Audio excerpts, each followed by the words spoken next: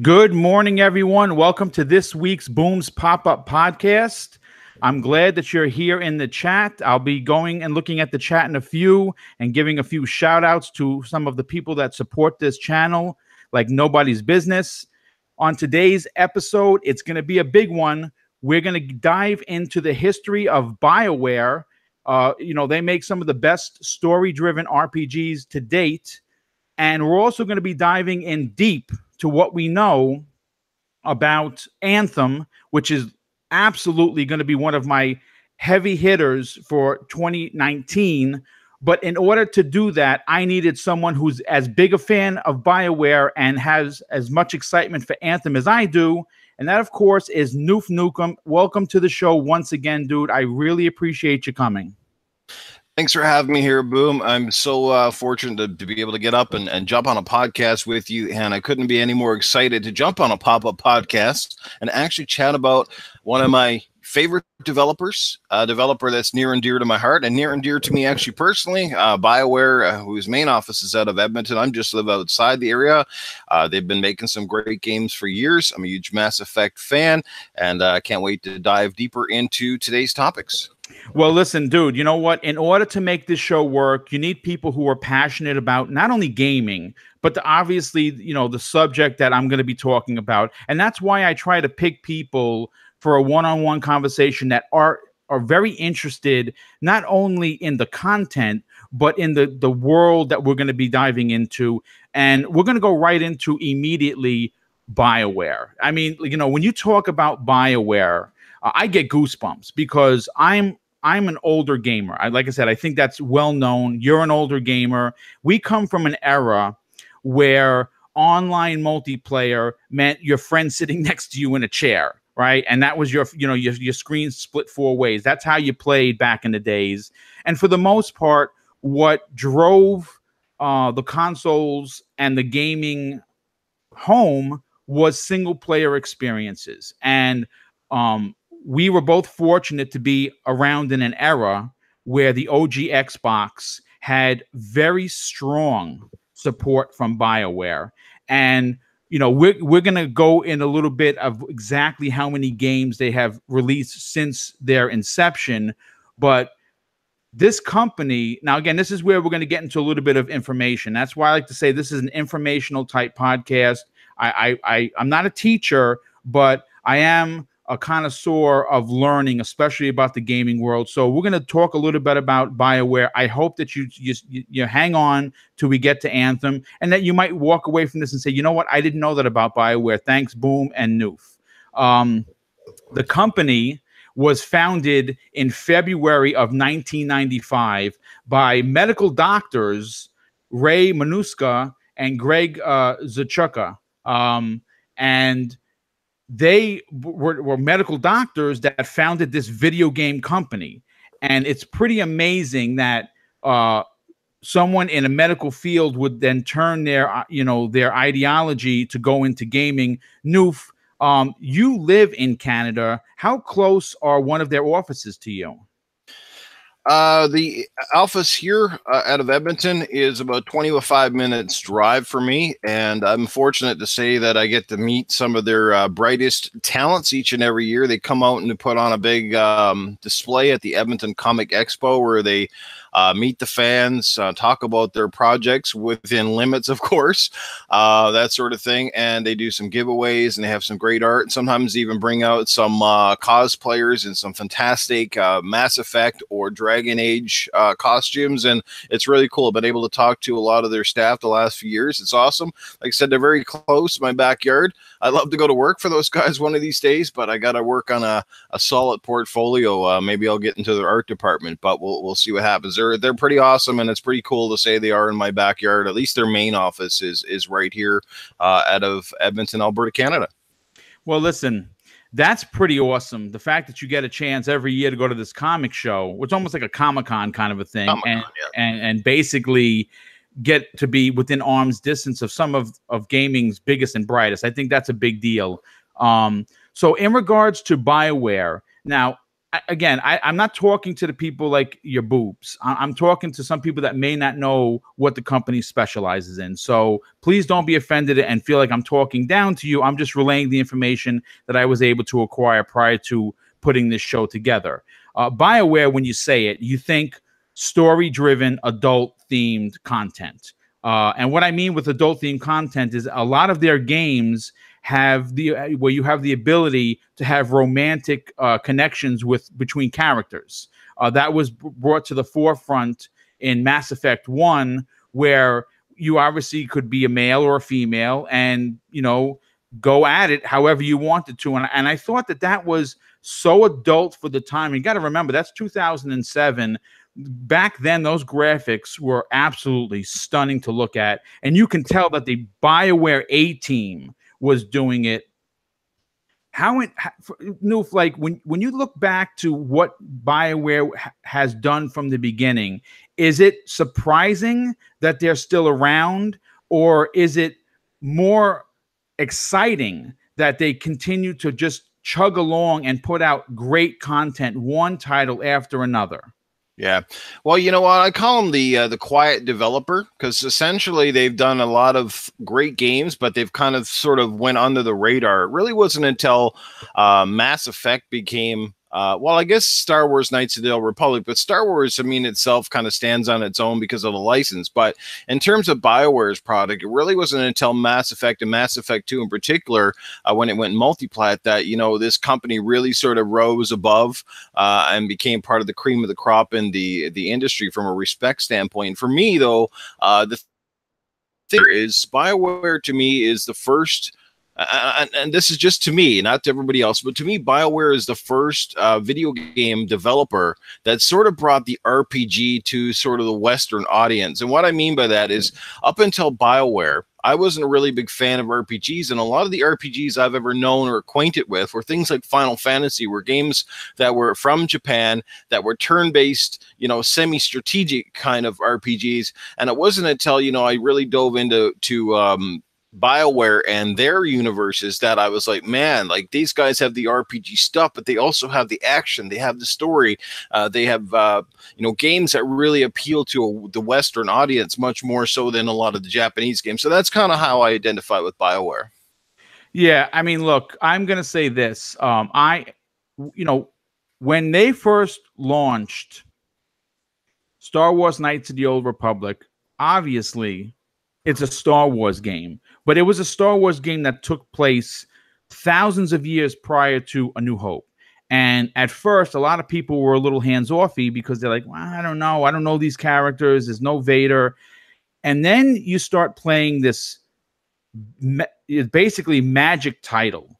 And I could tell you, I back then you didn't really have an Xbox Live to tell you how many hours you've played the game. So you had to kind of guesstimate, but I can say easily, Knights of the Old Republic 1, I probably put about 300 hours into that game. I beat it multiple times. I thought it was absolutely one of those titles that still to this day, when you say it, holds weight. And you think about when that game came out, it's pretty amazing that a game that old in 2018, 16 years later, could still hold the amount of weight that it does. But that wasn't their only game that they made for the OG Xbox. They made the follow-up, Knights of the Old Republic 2, which is crazy to say was even better than the original, but they kind of flipped everything on their axis by coming out with Jade Empire, an Asian-based RPG which was... Well, I do have to correct you on the Knights of the Old Republic 2. That was actually developed by Obsidian. Oh, you're right. Yes, you're correct. Yes. So it was. Some people loved it more than the original, but BioWare, I don't know if they had any involvement in it, but I just know it was Obsidian that did that one. Yeah, no, I think they had some because looking at the list here, they do have it listed as one of their games. So yeah, okay. They probably had some involvement, but it was developed by Obsidian. You're absolutely correct. But Jade Empire, man, it's almost a travesty of justice that game did not get a sequel. It was incredible from start to finish. What are your fond memories of Jade Empire? Well, oddly, that's the first game that I ever bought from Bioware, and I was really reluctant to pick it up when again, because I wasn't a big RPG fan and I wasn't quite sure what I was going to get into. But I remember seeing some magazines and the spreads that they had on that game. This is long before the internet was really huge. And when I picked it up and started to play it, I was blown away. But I do have to admit something, guys. As much as I am a BioWare fan, I don't claim to be the biggest fan and haven't played every game that they've had extensively. I'm going to admit I've never played Knights of the Old Republic ever, even though I'm a Star Wars fan. I've never played it. I've never beaten Jade Empire. I've never beaten Mass Effect 1, and I haven't beaten Mass Effect 3. And I don't want to get off topic, but the thing is with Mass Effect 1, I don't know. There was just other games on the 360 at the time that I was just heavier onto, so it fell into my backlog. And then, I traded my 360 numerous times and switched out consoles and different things. So I kind of lost my copy and different things. But then I got into Mass Effect 2. I did finish that one and I loved it wholeheartedly. And then I was gung-ho on number 3. And I probably got about, I'm guessing, 40-50% through Mass Effect 3 before I think I just kind of switched gears and jumped into like basically the next generation of consoles. And so I never got to finish that one. So I don't want to sit here and act like, oh my God, I've beaten everything and 100% at stuff, because I haven't. But yeah, but anyway, Jade Empire has fond memories of that. Well, you know what? Listen, we appreciate the honesty, and again, you're not a fraud. You are the real deal through and through, which is why I really enjoy having you on the show, because you know what? You talk about gaming, you have a passion for it, and even though you don't you don't have to play every game to be a fan of a company. I'm sure that a lot of people don't know what games that they've made, and since they were founded in 1995, which is their list is pretty stout. So I'm just going to do a quick read of the list, and maybe you played some of these games, maybe you didn't. In 1996 was their first title, called Shattered Steel.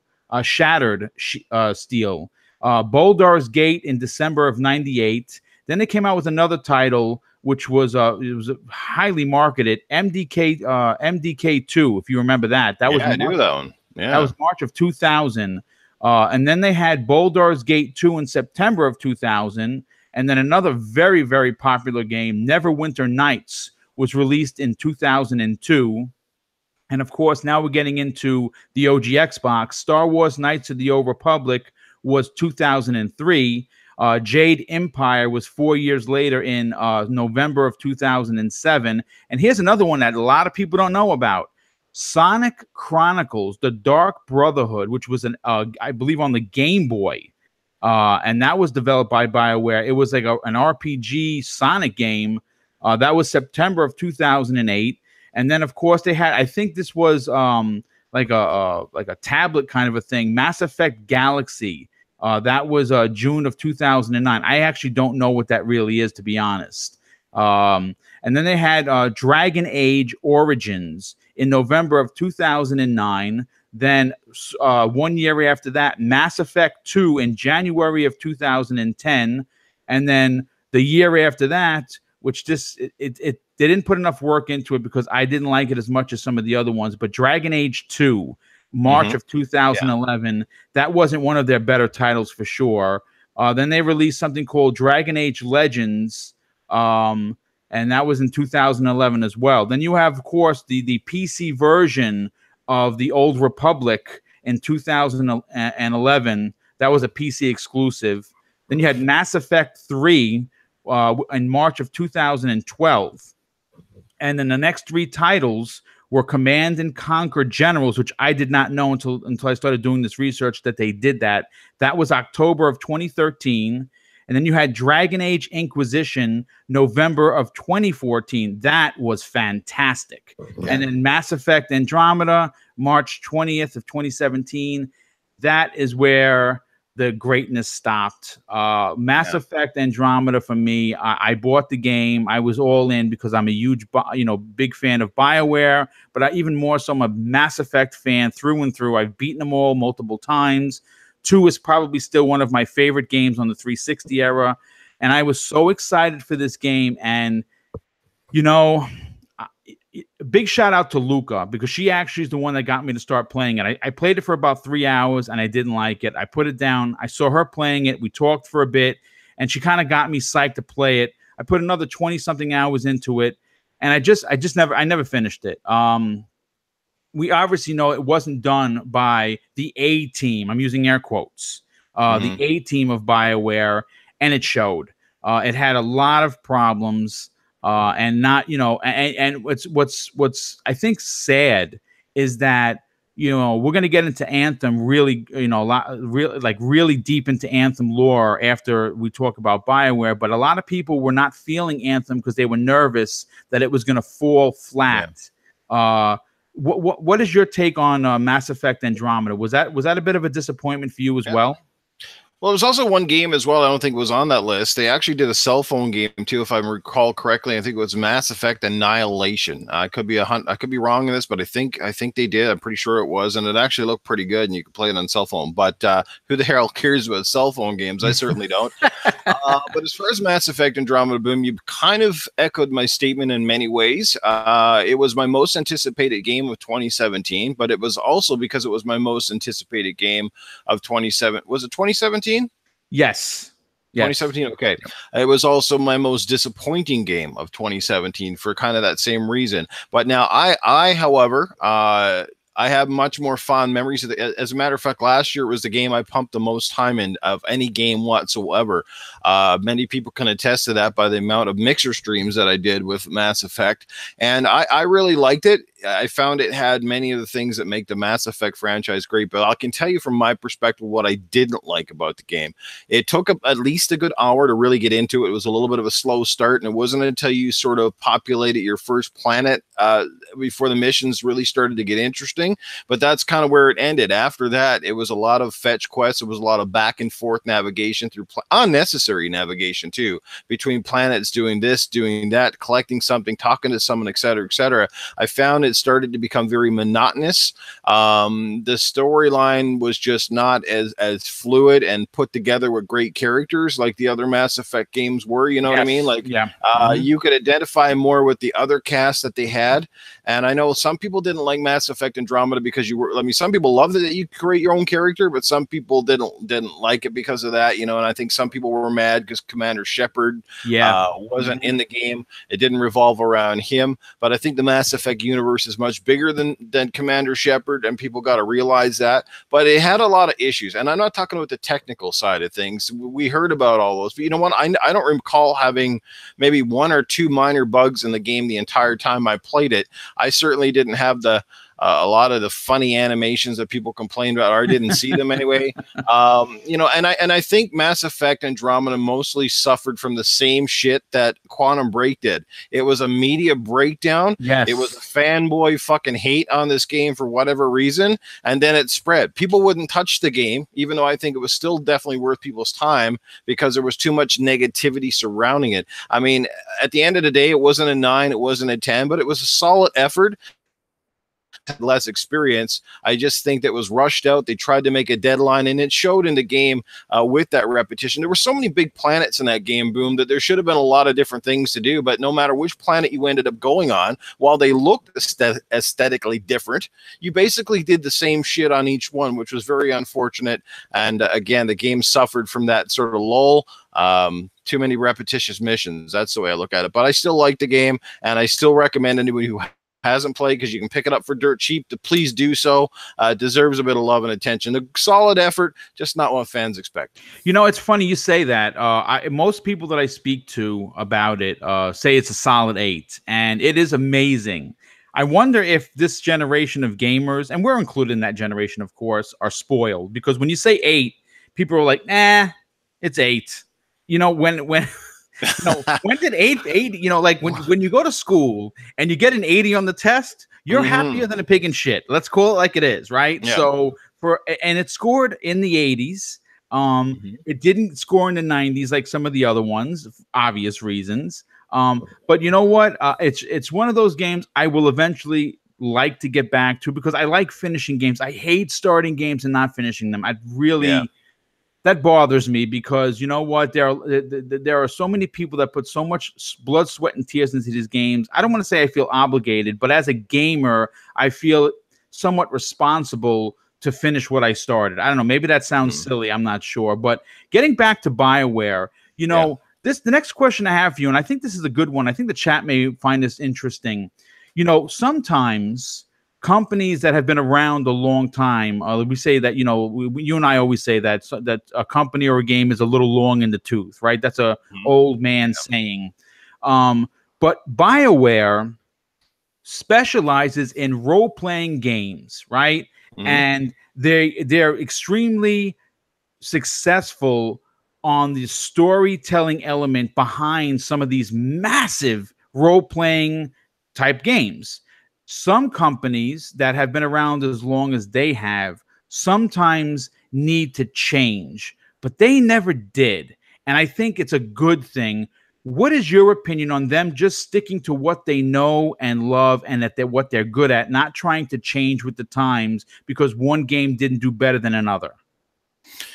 Well, you know, I mean, it helps now that BioWare has got several studios. Obviously, their main one out of the Edmonton office, they have one in Montreal, and they one of Austin, Texas. And I think the one in Austin generally specializes with, like, they're kind of handling the most of the Dragon Age franchise, right? But outside of that, the fact that they still have 3 studios, they're notoriously sort of semi-slow with making games. They're not exactly pumping them out a dime a dozen. So I think that's in their mantra. Like, BioWare has been known for massive universes, great storytelling, and I think that's what people come to expect from them. And I think that's where some of the reservations are coming in with Anthem, is people are not quite sure how the story is going to stack up in this one. And I know we'll talk about Anthem more in detail shortly, but look, I'm cool with that, and I think most BioWare fans come to expect that from them now, that they're going to give you a game that's going to be worth your time and effort.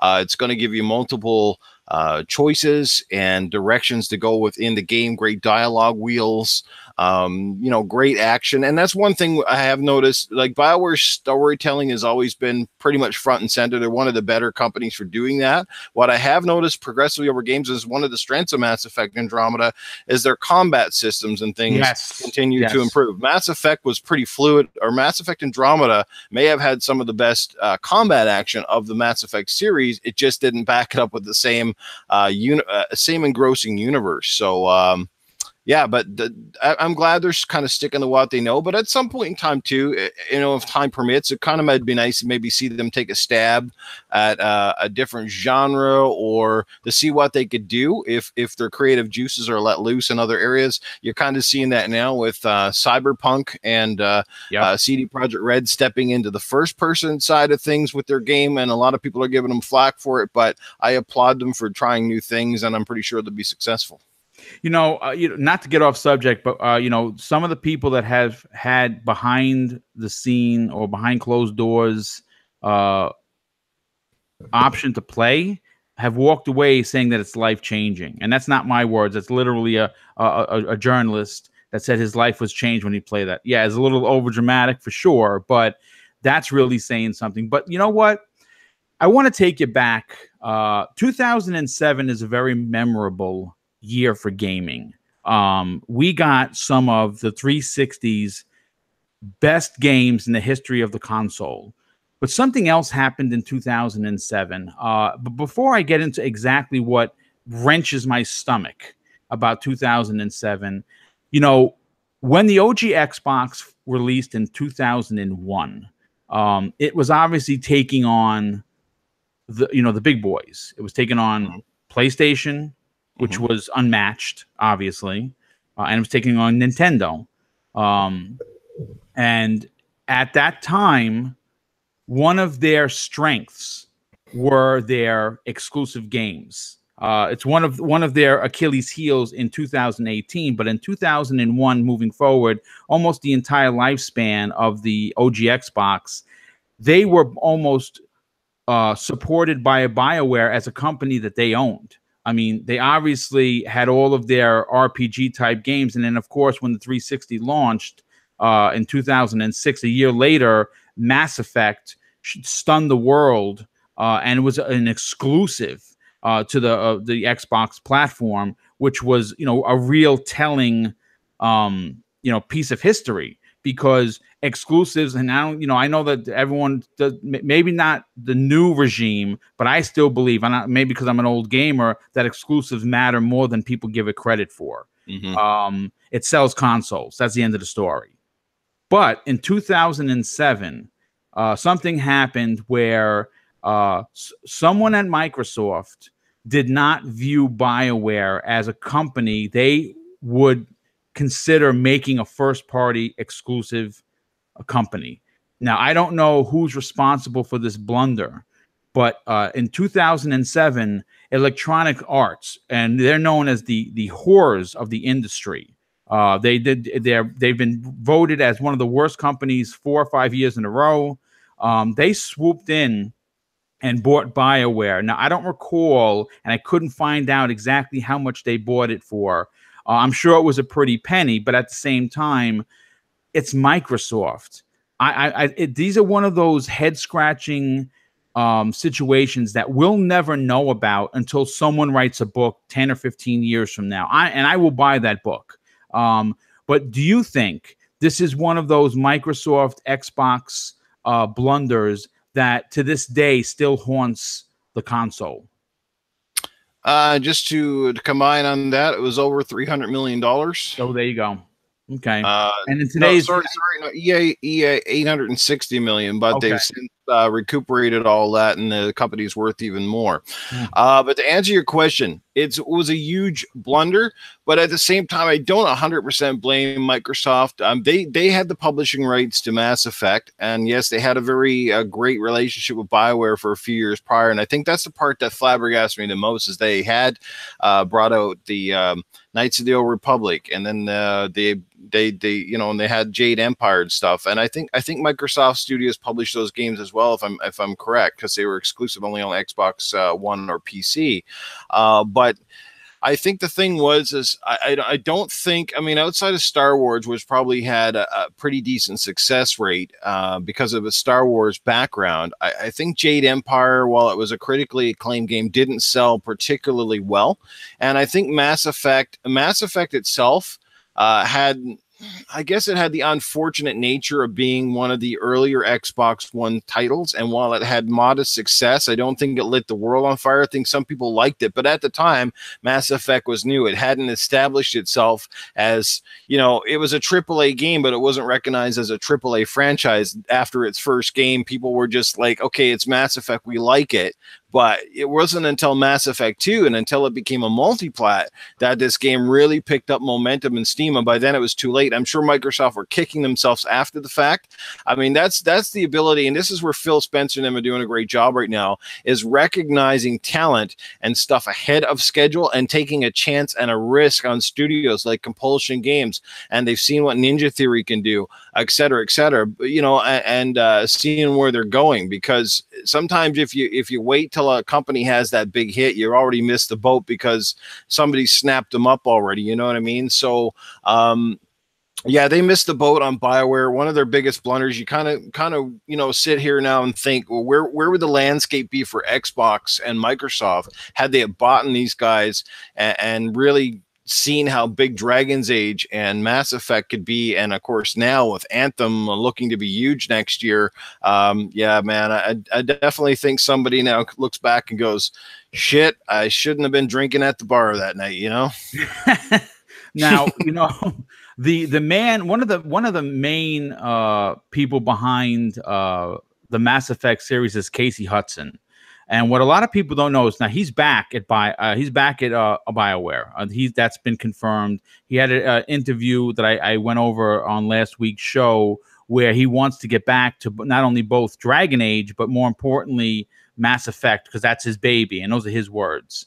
But he was at Microsoft prior to going back to BioWare. And it's almost, it makes you wonder what direction the company was going to 2013 moving forward, because they could have had him create his own exclusive on the Xbox platform in the form of a Mass Effect. Obviously it wouldn't be Mass Effect, but it could have been something like that. It's, again, they just missed the mark on some things. And that's why, as an Xbox fan, all of these purchases of these companies, like to your exact point, they're getting ahead of the curve on some of these.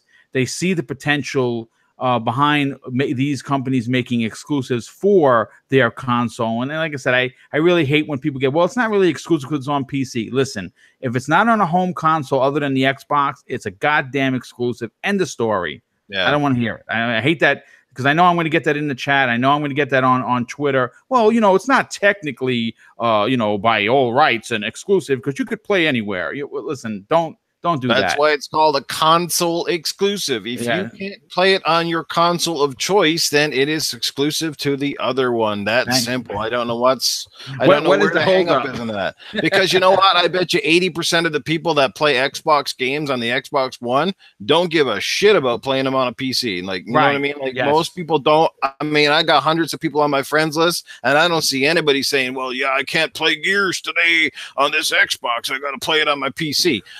I don't hear anybody saying that. So, like, don't give me that crap. This has become a stupid narrative that especially a lot of the, I'm not going to say the good PS4 fans, but the PS4 troll fans like to navigate to, because just they think that's another ace in their hat. Well, it's not exclusive because I can play it on PC. And tell me, buddy, you got a PC and good enough to run that game? Most of you guys, I highly doubt it. So don't even start with that shit. Yeah, it gets a little frustrating when we have to keep going back and forth on it, because listen, I think we're all pretty savvy that we know what an exclusive means and what a console exclusive isn't, right? It's just, it's frustrating. But listen, you know what? I think that we have really, broken down where BioWare came from, what games they're responsible for making, the fact that they have 3 studios in total, some of their classic games. But you know what? There's a game coming out that I just watched literally minutes before going live for the 6th time. The 20-minute, because I'm one of my most anticipated games other than Resident Evil 2 is Anthem, for so many reasons that we're going to go into. This podcast might just run over an hour. That demo where it's the people from the game playing it, holy cow. I mean, I have it in the show notes. So if you haven't seen the full 20-minute demo, please take 20 minutes and watch it from beginning to end. Because if you had any doubts as to what Anthem is going to be, you are going to be blown away. This is the A team for BioWare. The facial animations are on point to any other game it matches up to. The javelin, the mech suits, each one of them look so different. But let's get into like the particulars. First of all, it's coming out February 22nd, 2019. Now, that's a big day because there are 3 other games coming out, and I'm still wondering who's gonna be the one to budge. Because they're playing chicken right now. There's 4 games coming out. All I can tell the people that are listening or who will listen to this on the replay, ask for gift cards in Christmas and just put them in a box and forget that you own them. So at least you can get these games, because, man, 2019 is starting off with 5 major titles, this being one of them. The platforms it's going to be on are the Xbox One, obviously, the PlayStation 4, and the PC. But right as it stands right now, the marketing rights are with Microsoft, and I think that's a big get for them. In a day in an age that we're in now, Noof, was it important for Microsoft to get a hold of this for the rights for this game? I think it's absolutely massive. It's the next big ace in the hat for BioWare. I mean, fans have been anticipating this game since its original announcement, and it kind of went quiet for a little while. Of course, there was announced a couple of delays. I think initially it was supposed to come out this fall, but got pushed into next year. Hey, I'm cool, man. Like, if a game gets a delay and it improves for it, I'm all for it. And I think most of us should be as well. There's lots of games coming out this fall, so a glut all in September. September, October wouldn't be so great. I think February is a great month for Anthem, and sucks that, yes, it seems like there's a log jam of games all within that time period, but I suspect that at least one, maybe even two of those games could possibly slip. I think as a smaller publisher and a lesser known game like Metro could probably slide out of there, because I think when it comes to Anthem, Crackdown, and what's the other one? Is it Days Gone? Days Gone, yes, correct. Yeah. You know, that's for Anthem or Metro, which is a good game on its own. I think the majority of fans are going to put that one on the lower end of the pile. Of course, with Crackdown, if it's day and date, which it looks like it will be with Game Pass, that's going to be a huge ace in the hole for Game Pass, and going to be a huge ace in the hole for your wallet come February. Because even if you download it day one, maybe you don't get to it for the first week, but whoop de do, at least you got it. You can play it for your $10-12 a month, whichever country you might be in. But it's huge that Microsoft's got the marketing deals, because this game could literally be one of the hottest properties of next year, as long as EA keeps the meddling out to a minimum and lets Bioware do their thing and fully realize this world without worrying about loot crates and DLC and all the other junk that distracts these poor developers. Let them create the vision that they want and let them go to it based on that trailer. Holy hell, it looks amazing. Can't wait to play it on my Xbox One X, where it will and run the best outside of perhaps a PC version. But yeah, that's the best console to play it on, hands down. Can't wait. It's going to be awesome. And it was kudos to them, feather in the cap, because, they could use a few more marketing deals, and that's a big one. And they'll be showing it off on the Xbox quite a bit, which it was showing off on the X at the latest demo. You can see by and Sony hasn't, taking the footage and pasted over the triangles yet, so we're okay. Yeah, well, listen, you know what? Like I stated earlier, and I kind of went out of order. It's being created by the A team of BioWare, and I think that should calm many fears of the gaming populace, because Mass Effect Andromeda, even though for us it wasn't the worst game we've ever played, certainly not. But it's not one of this company's best works. So people, of course, were a little nervous about what was going to happen with Anthem. But, based on that video, if you can't listen, let me just say this. If as a gaming fan, I don't care what flag you fly, as a gaming fan, meaning that you just like gaming, you can't walk away from that Anthem trailer and say, holy shit, you are in the wrong field. Maybe knitting or crocheting is more your speed, because all I saw was me and three of my buddies, you being one of them, my brother and a few others, playing and doing raid-like situations or strike-like situations, which is basically what that demo was. It was more of a strike than it was a raid. And they fought that giant spider boss, which was incredible. If that doesn't get your blood flowing, man, I think you're in the wrong business. But if you're new to gaming, let's say, for instance, yesterday was your birthday and you just got a PS4 or an Xbox One, and you weren't sure, Anthem, what actually Anthem is. Well, Anthem combines a third-person shooter with an action RPG type element that is an open world, very similar to Destiny. And of course, that's what people have been comparing this to, but it's so much more. And we'll really, break down, but what I find to be almost like the trump card to Destiny, and I don't get me wrong, I have put 3,000 hours between Destiny 1 and 2.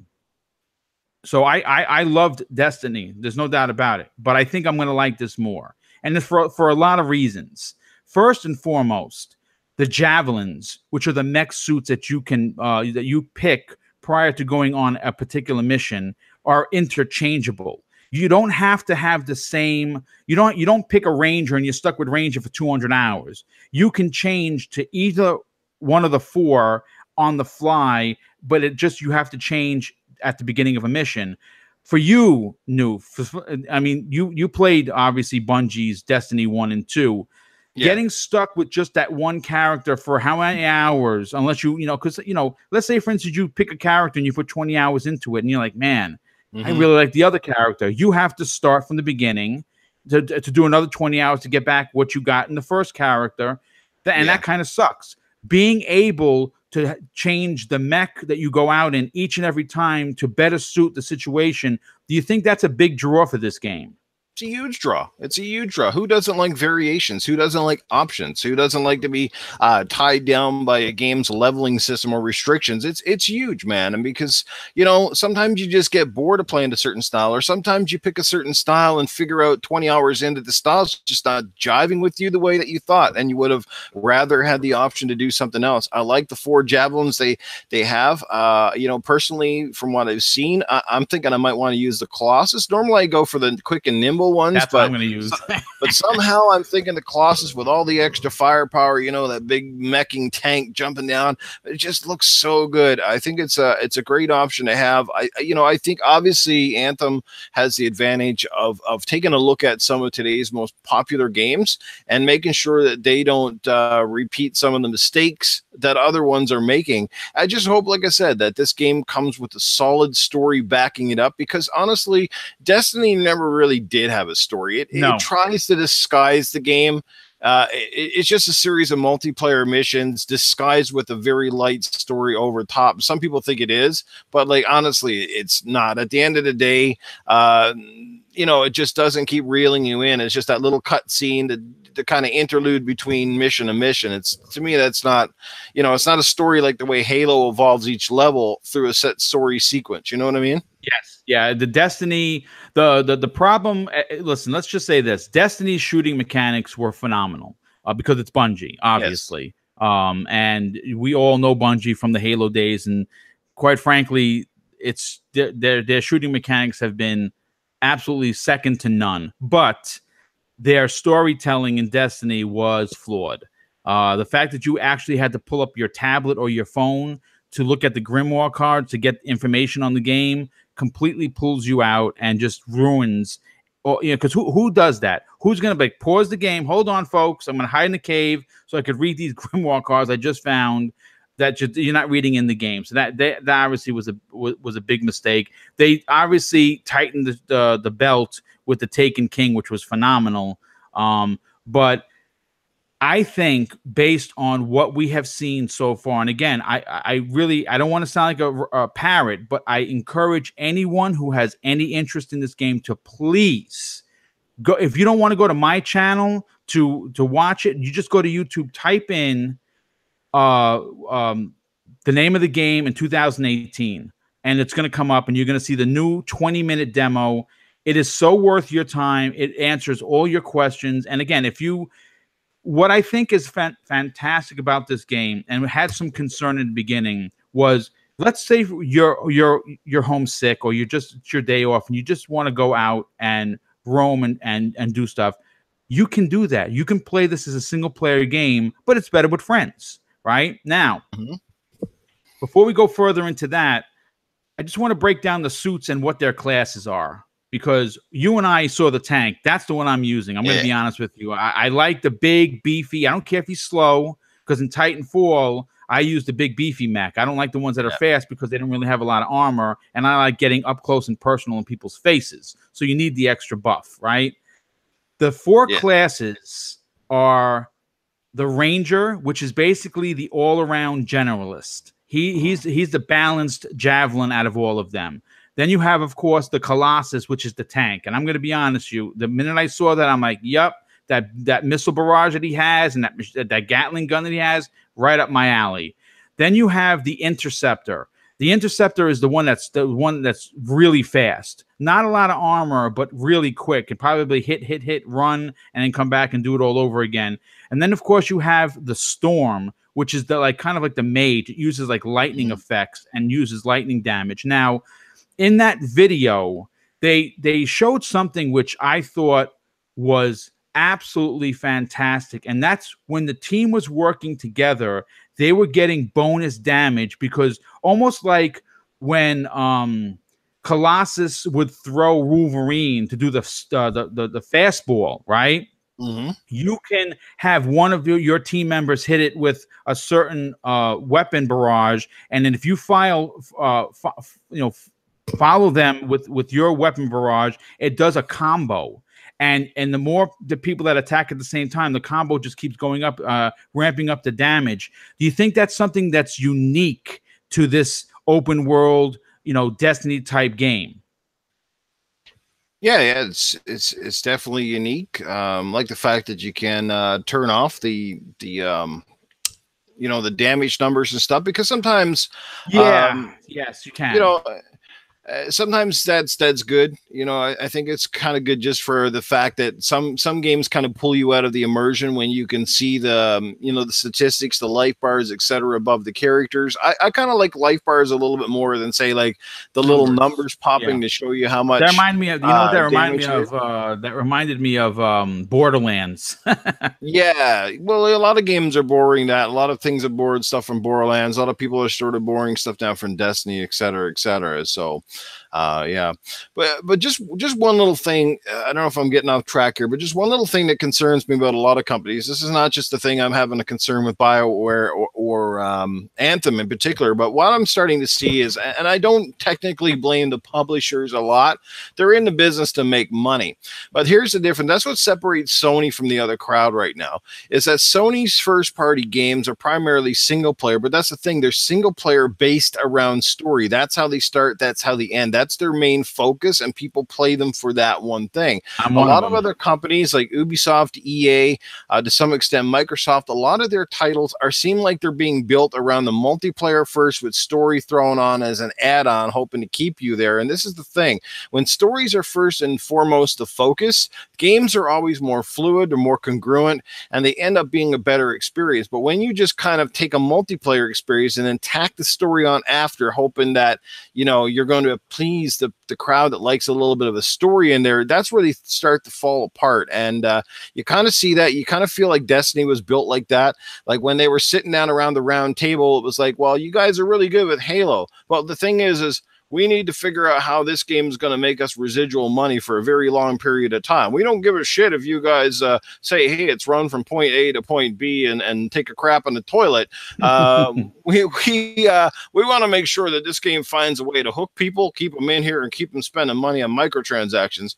And, we've even seen, I think, one of the publishers lately, like I think it was Ubisoft, like they're trying to find even ways now to do that with story-based games like Assassin's Creed. You know what I mean? And that's where I'm concerned. I hope Anthem does have that story, and it pulls us in with more than just, hey, it's a co-op mission-based game where we just find the biggest loot. You know what I mean? Because looter shooters seem to be coming all the rage. That's cool for some people. It's not so great for me. Well, you know what? Here's the thing. Because it's BioWare and because it's the A team of BioWare, we know that their strong point of the company is their storytelling. And I think that we're going to get that in spades. And again, it's just my opinion. I have no inside baseball information other than what I'm reading and what someone else will read the same thing. It's just that I trust BioWare in a way that maybe some other person might not. So, this game features both single player and cooperative multiplayer elements in a shared world. And I think what a lot of people don't understand is when I say shared, you will come across other people that are not on your team in the world. And you they brought up a point where a mech was one of the javelins were down, and someone just happened to come passing by and revive them. Very similar to Destiny, where you do a public event, and even though you're not with those people, everyone converges, everyone, teams up, they do their thing, and everyone breaks out afterwards. I think having an open world where you can help one another, even though you're not on the same team, is super interesting. It's something that I really wish the Division had, because you wouldn't come across anyone unless you went into the dark zone, and of course, then you got robbed, which happened to me 1,000 times. But this is not going to have any multiplayer where like a PvP, which I'm glad. I'm not a PvP kind of a guy. I'm a PvE kind of a guy. I think you feel the same way. But you know what? I just want to. This is a silly question, but this is a conversational podcast, and I'm going to ask it anyway. Why do you think people are comparing this game, even though it's extremely different but kind of the same, to Bungie's Destiny? That's a really good question, and I don't have the exact answer for you. Right from the very first time that Anthem was basically displayed, those comparisons started popping up, and I never really saw it myself. I mean, other than the fact that I suppose, you know, once you jump into your Javelin, it sort of resembles Destiny in a way, like from the fact it's a sci-fi, it's a shooter, it's got 4-player co-op.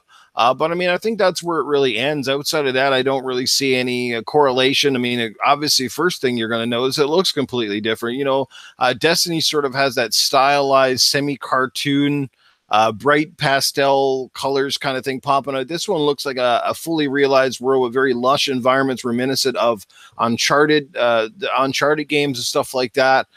You know, I mean, you can draw a number. I mean, obviously, I'd say it has more to do with, it has more comparison with Titanfall overall than Destiny. Yes. You know, since it does have javelins, which are very reminiscent of the mechs you have, with exception that they seem a bit smaller, obviously, and a little bit more nimble. But that's kind of where it ends. I don't know really where people pull it from, but I mean, everybody always got to try to compare some game to another game. That's just kind of how this all rolls. Everybody compares it to Call of Duty.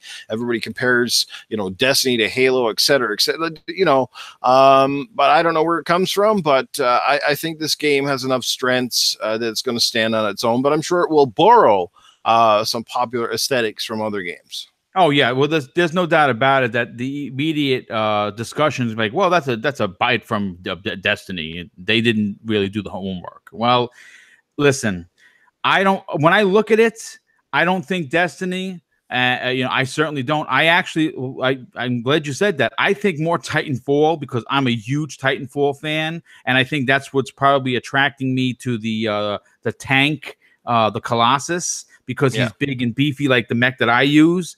But you know what? Let's talk about the customization. And that is where I think this becomes a big deal. Because yes, you're going to find loot. Yes, when you kill a big boss, it's going to drop legendary items that you can attach to your whichever mech whichever javelin. I don't want to say mech, javelin that you use.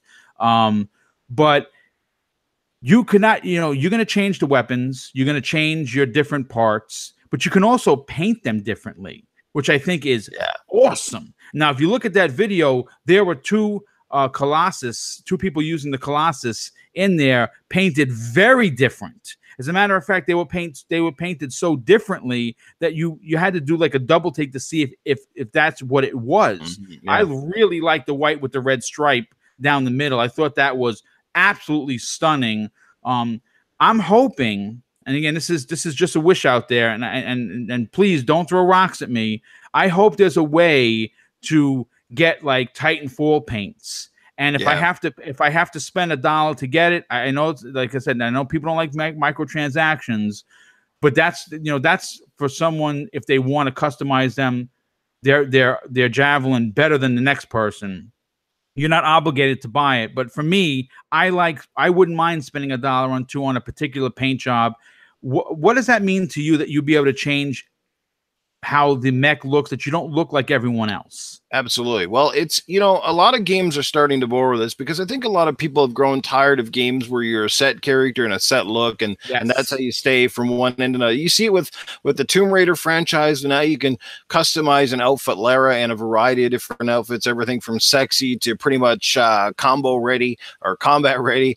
You see that now with a lot of different games adopting that sort of customization, and because people like to personalize, that's what sets you apart. We all like to have our own identities within the game. It's always great to play a game with somebody and look over and immediately know, without even seeing the name, well, that's Boom, because he always runs with that god awful fuchsia color, and you know, and has a Spirit logo on it. No, I don't think you run with fuchsia, Boom, but I'm just saying, you know what I mean, right? Hey, listen, like, it might be my thing. It's an identity, you know. For me, like, I would love to be able to outfit one of these javelins with a look very similar to like Commander Shepard's. Dude. Commander Shepard's N7 armor from Mass Effect. How cool, you know, would that's that going to be even in put there. an N7, and that's probably going to be in there. And if they have, I don't know what their customizations like. If they have preset design designs, or if they let you customize, aka like Halo, which I'm sure people would if they have that. People are going to have penises all over their javelins eventually. That's bound to happen. But I mean, I love customization. I love being able to personalize your character. It's really cool. It's a nice effect, and it gives a distinctive flair. And people are going to run, and this is where they're going to make money. They can make a ton of money on microtransactions with logos and paint jobs and certain presets that they can keep adding to the game. I mean, over time they can keep adding different javelin classes or different suits based on even popular. Could you imagine like a javelin that was like cross license, say like Transformers, where you could essentially have a Optimus Prime looking javelin or something like that? Could you imagine? Sign me up. Take my money. Boom. Exactly. You know what I mean? Like, boom. Maybe come out with a javelin that looks like, what's it, Ed 209 from the freaking RoboCop movie? Oh wow, dude! Listen, you should probably work for them because you're getting my money right now. It's falling out of my pocket. There you go. So I think it's good. Well, look, I totally skipped over it. We know that they're called javelins, right? But what the actual name of the division of characters? They're called freelancers. Yeah. Basically, what freelancers do is they go out in the world and they find new places for people to inhabit, but they also are the risk takers. They come across all kinds of monsters, and that swarm tyrant boss at the end of the demo, when the 4 people were like going at it and doing all of these combos and setting it on fire and just coming at it from every angle, that really excited me. I mean, the play field was so wide open that you could literally fly anywhere. And you know what? That's something else I want to go into before we, this gets out of control, is the flying aspect. Oh man, like I said, in many games, you have to use a vehicle to get around. Destiny is no different. You obviously use the little skiff that you just, you phases in and phases out. But you are a vehicle. You are a living, breathing, attackable vehicle where you can fly everywhere, and the flying mechanics look fantastic. Does that excite you, Noof? Oh, absolutely, man. It's great stuff. I can't wait to jump in. Well, look, that's something I thought that separated this right away. When they first showed this on the Microsoft stage in 2017, I was blown away. But after seeing the demo and how it seems like you're just flying and it's super easy. Now again, I don't know. I've never had the controller on my hand. I wish I would have been able to play it prior, but the flying looks absolutely phenomenal, and I think that that's really what sets it apart from any other of the MMO type games, that you can just literally fly anywhere. Also, you can go underwater. Now, I thought that you could have combat underwater. Apparently, you cannot. There's no underwater combat, but there is underwater where you can explore. And that's where, of course, this gets into the looter shooter kind of a thing, because you're going to be able to go dive deep into these oceans or these lakes that are littered throughout the world and find gear. And I think that is going to be really fun. Just like, I mean, again, let's say, for instance, you only have 45 minutes to play and you really don't want to get into like a big mission. Yeah. But you just want to fly around and try and find some new parts. I think the exploring is going to be a big part of this. Does that excite you as a fan of BioWare games, giving you a world to explore? Honestly, that's one of the coolest things I thought about the video. Now, the key is how open are the worlds? Because one thing I find that pulls you out of some open world games, and the one that comes to mind recently is Sea of Thieves. It's a big map in Sea of Thieves, a big ocean. But then all of a sudden you get to the edge and you run into this sort of invisible wall where apparently it's like a way you like go out. What does he call it? Like the end of the world or some shit, and you kind of go off and you got to turn around and go back. And that kind of draws you out of the experience that you were on a real big open sea. With this game as well, I'm just wondering how big are the maps? Can you actually fly to an edge? Is there an invisible wall you're going to fly into and it's like boop, oh, I got to turn around and go back? But I love the fact that The level design has so many variants, because you can go high, you can go low, you can fight, you can play this game on the ground with your 2 feet firmly down and shoot the crap out of everything, or you can fly up in the air and drop missiles and bombs and homing rockets or whatever they have in this game.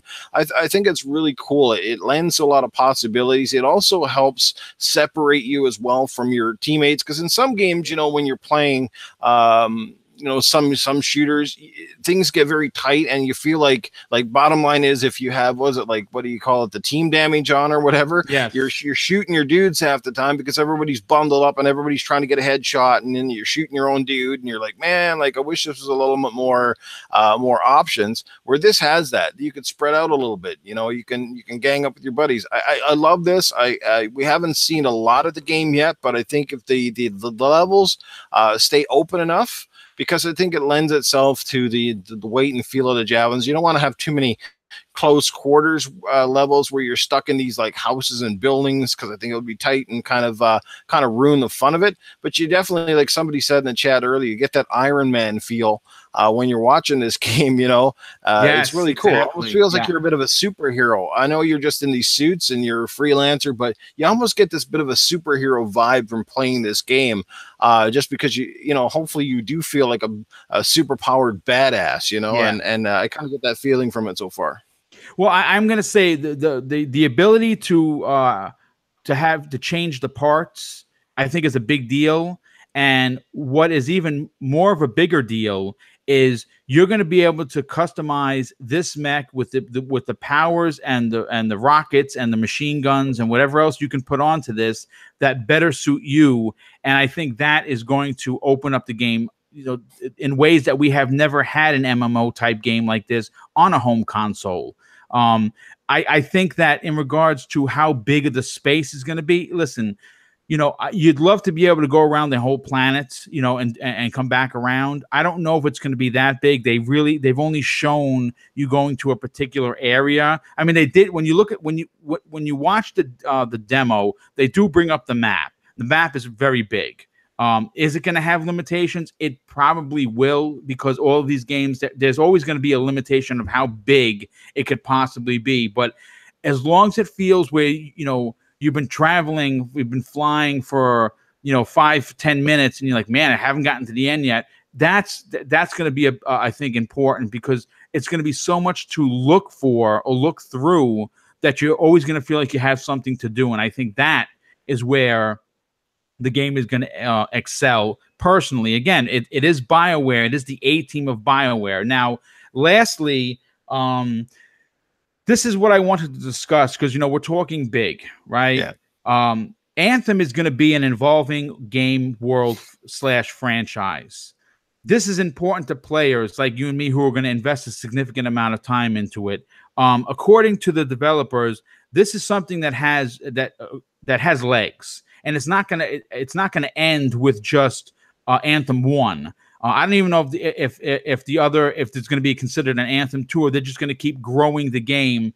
How would you, if you were in charge, handle this? Would you do this differently than what they did with Destiny 1 to 2? Would this be a world that you could just keep opening up and opening up and opening up to more worlds and more areas, instead of coming out with a traditional Anthem 2?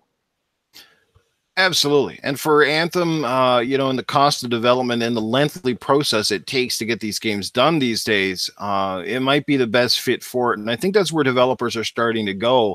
They're trying to maximize, I mean, with this day and age of the internet, with downloads and patches, I mean, a game can be drastically different 2 years in as opposed to it was on day one. And Boom, you can attest to this with the Division itself, which has brought on new life all of a sudden because of numerous patches that have fixed and improved the game in so many ways. So a lot of games have big intentions and big dreams, but they're not fully realized until 2 or 3 years later, because obviously a lot of games get rushed out now, and great intentions fall to the floor. And a lot of times those intentions are backed by the financial infrastructure to make shit happen. Sometimes you kind of take the wait and see. It's like, well, well, we have plans for this game, but let's see how it sells. If this game's a gangbuster and we've got people on our servers, we'll pump more money back into it and we'll keep this thing going. And Anthem definitely has that written all over it, where it doesn't necessarily need a sequel. They could add story-based missions, they could add content, really extend the life of the game, and keep that community thriving. And I think that's where a lot of games are going. As a matter of fact, I wouldn't even be surprised if Halo Infinite has plans very similar in the coming future. But when I want to talk about Halo, we're talking about Anthem. You definitely raise a good point. I think it has tons of potential to I mean, because we're probably not likely to see, say, an Anthem 2 anyway, like on this generation of consoles. Yeah, so I think they're going to want to extend the life of this game to make back their money and really go for broke. And we see like Destiny, while some fans have abandoned it completely, there are still tons of fans you see all the time when DLC and content drops jumping back in and playing. And at the end of the day, sure, every company would like to keep an extended fan base dumping money into the game for long periods of time, aka World of Warcraft, aka like all the people that are dumping money right now in the free to play Fortnite. Everybody wants that business model. Everybody wants to keep players invested in their universe, and Anthem has that potential. It's sitting right there in front of it. They just have to do it right. They just have to make sure the content is relevant and it's worth it, and not just you know what I mean. It has to have some weight and function there.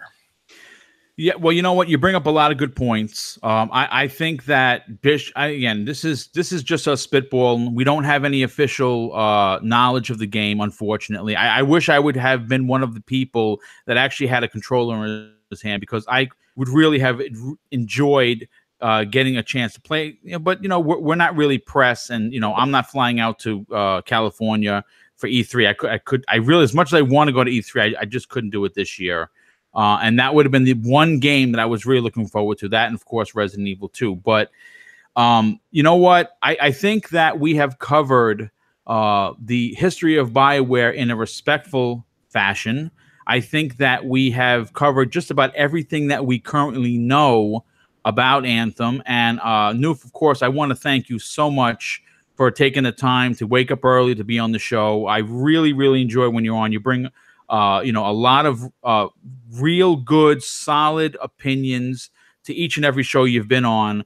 And you've been a pretty busy guy yourself, even though you've had back surgery. You're running 2 podcasts. You're on the Game Dosage podcast, and you've also the newest member to the Saltiest podcast, which is a great show. But you also have your own thing that you do where you invite someone on, kind of like what I did with you, and you guys just play games. People don't understand how important it is for one another to support everyone that they can. And I obviously, I put myself out there as being the internet nice guy, especially on Twitter, because I really enjoy this community. I think that there's a lot to offer, and I think helping one another is a big deal. But I want people, I want you to get your 1,000 subs, and I want you, because you do good work, Noof, and you're a really good dude. Bro. Tell everybody where they can come check out your channel. Absolutely. Like MrBooMStick said, you can check me out on Monday evenings on the Game Dosage podcast with a great group of characters, on the Saltiest Gaming podcast on Thursday nights, also with Saltiest Gaming and a great group of characters over there. But yeah, one of my babies right now, something that's still in its infancy per se, is mixing it up with Noof. And what I basically do is on Wednesday evenings, shortly following Xbox Nation, is I basically play a game, usually something co-op or multiplayer, with a member of our video game community. Generally, they're people that I admire and like, but they don't go in any particular order. I just kind of go down the list and try to find people, which reminds me, the dude I'm talking to right now, MrBooMStick, is long overdue. That's correct.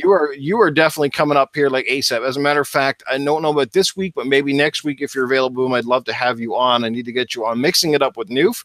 And it's just a mix. It's just a mixer, a stream where we talk gaming, but we also talk about like non-gaming things like music and your childhood and how you got into games. It's a great way to introduce our community to its members, so you find out a little bit more about them than hearing them on every podcast talking about Xbox, PlayStation, etc. You get to find out what makes them tick and what games they like, and you get to find out about their channels and what they're doing. And I think it's great. It's infantile. I wish I could say I had hundreds of viewers, but it's slowly growing. I got a lot of the same people that come out week in, week out. very good supporters, but I'd love to see some new faces show up in the chats as well. But that's here and there. It'll grow in time. You know, but I definitely got to get you on, Boom. And once again, I thank you for having me on this podcast. I really enjoyed this one because I love BioWare. I think we had a great discussion about the game, and I'm excited to see where it goes come February. Well, you know what? Once again, of course, you know, I couldn't do what I do without incredible guests. And I, you know, every time I've called, you've always answered the phone, which is really greatly appreciated. But, you know, we wouldn't be where we are without the people that are in the chat that show up each and every time there's one of these shows. And I kind of want to shout out a few people that have been here from the beginning. So just give me a moment. I'm just going to scroll down the chat. There was a lot of talk. First of all, you know, I'm gonna not go in any particular order. As I see it, I'm gonna call you out. Legan killed me. Thank you so much. Skull Stomper 1978. Jay Zayas, Tony Brainham. Let's see. Pink Floyd always in the chat. Thank you so much. Agent Rayhan, good friend of mine growing up. Let's see who else is here. We had a lot of people come towards the end, which I really. Clayton White, thanks so much. Andy Mack, good friend of the show.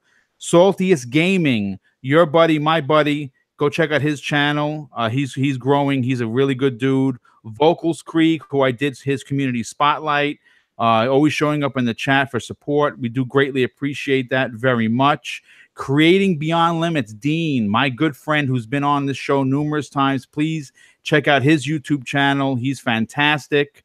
We also have Dingo Empire, Amet Sen. Thank you so much. Victor Alstein.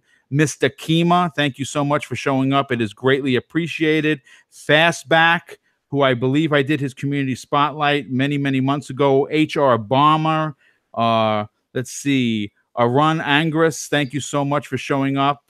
Let's see. I'm just going to scroll down and see who else I missed. Fabian Meyer, DJ Singh, Tamiko Das. Thank you guys so much. Listen, we do these shows because we have a love for gaming, but more importantly, we have a love for this community. And no one, whether you have 1 sub or 50,000 subs, would be where we are without the support of this amazing and unbelievable community.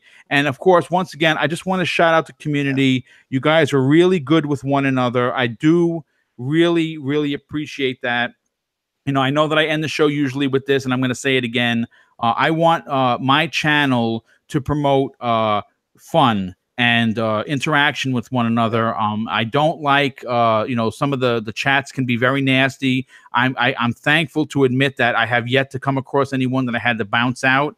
That's because everyone that shows up here is an adult, and everyone is entitled to their opinion. But I like how everyone plays nice with each other. So once again, I want to thank everybody for coming out to this week's episode of Boom's Pop-Up Podcast. Friday morning is going to be the next episode of Breakfast with Boom. I'm going to be doing an announcement on Thursday to who is going to be on that show. And so far, it looks to be amazing. Noof, once again, thank you so much for coming on. I do greatly appreciate it. Everyone, enjoy the rest of your day and have a great week. Take care, everybody. It was a pleasure, Boom. Thank you.